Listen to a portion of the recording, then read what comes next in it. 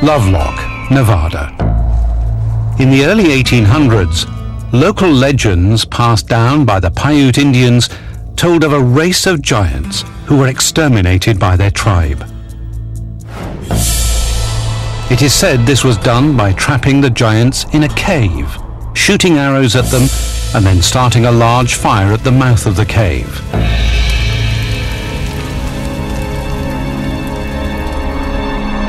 Evidence of the slaughter lay undisturbed until the early 20th century.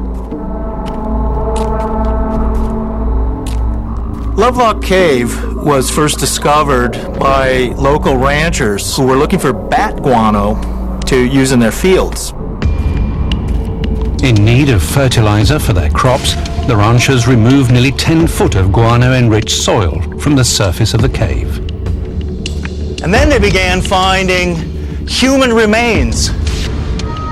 They found up to 40 or 50 people inside this cave. One was allegedly 7 feet, 7 inches tall. They all had long, red hair and were literal giants. If these skeletons were the remains of the legendary red-haired giants, were they visitors from distant continents? Throughout the 19th century, many giant skeletons were allegedly discovered in the Midwest, also in parts of California and around Death Valley. And the skeletons here found at Lovelock are one of the few that were really excavated by an accredited university. Archaeologists from the Nevada Historical Society and the University of California believe the cave was occupied from approximately 1500 BC until a few hundred years before white men appeared in the Nevada territory. 75 miles from the cave site, a local museum has preserved several skulls that some believe are the remains of the fabled giants. Inside this cabinet here are 3 skulls from the Lovelock Caves. When you first see these skulls, they seem to be pretty much normal-looking skulls. However, it's when we really start to compare the jawbones with this modern dental impression of a normal adult male that we see that these jawbones are unusually large. And these are really the skulls of giant people who were perhaps 7, even 8 feet tall. One of the odd things with these skulls is that they're not actually put on display here at the museum, and they're kept hidden in this cabinet. Now, we don't know if that's really just out of respect for the Native Americans, or whether there's really something unusual about these giant skulls that they don't want them to display. Are the Nevada bones evidence of a race of giants? If so, could the giants be the descendants of extraterrestrials?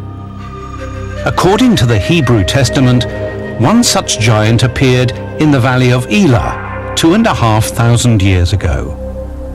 Every morning for 40 days, a Philistine giant over 9 feet tall challenged the Israelites to a fight. His name was Goliath. David and Goliath is one of those episodes in the Bible where you wonder what is going on. Is it just a metaphor, or are we dealing with a fundamental interpretation? And in that sense, Goliath has to be a giant creature. The question then is, he cannot be human. What is he? David's triumph over Goliath was considered a mere fable, until archaeologists found evidence that suggests this confrontation may have taken place. On the outskirts of Tel Esaf in Israel, scientists discovered a moat that may once have protected the Philistine fortress. Nearby, they found shards of pottery inscribed with the name Goliath. Tests indicate the pottery is contemporaneous with the Bible story.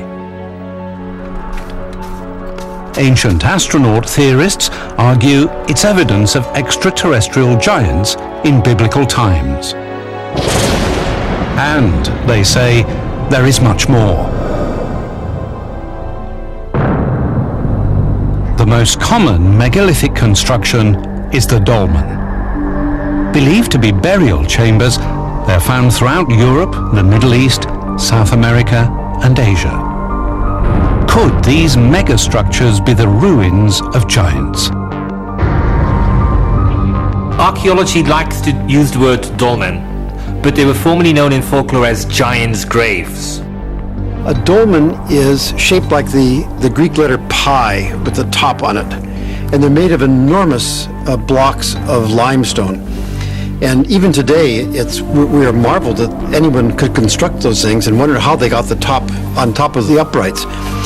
And those were built during the Middle Bronze period, which is roughly 2000 to 1500 before the Common Era. So seeing things like that, people question, those must have been made by giants. I mean, ordinary people could not have done that. Are we dealing with metaphors or are we dealing with hard evidence? Are these physical creatures which somehow roamed the earth? And I think on volume, we have to accept that some of these were real. The question then is, how did these genetic freaks come about?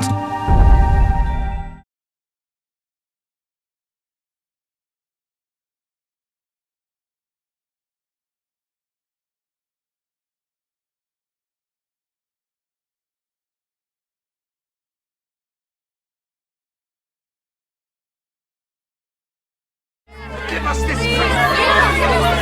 I am the bread of life. Those who come to me will never be hungry. Those who believe in me will never be thirsty.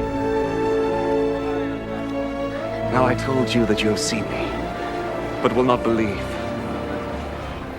Everyone whom my Father gives me will come to me. I will never turn away anyone who comes to me, because I have come down from heaven to do not my own will, but the will of him who sent me. And it is the will of him who sent me that I should not lose any of all those he has given me, but that I should raise them all to life on the last day.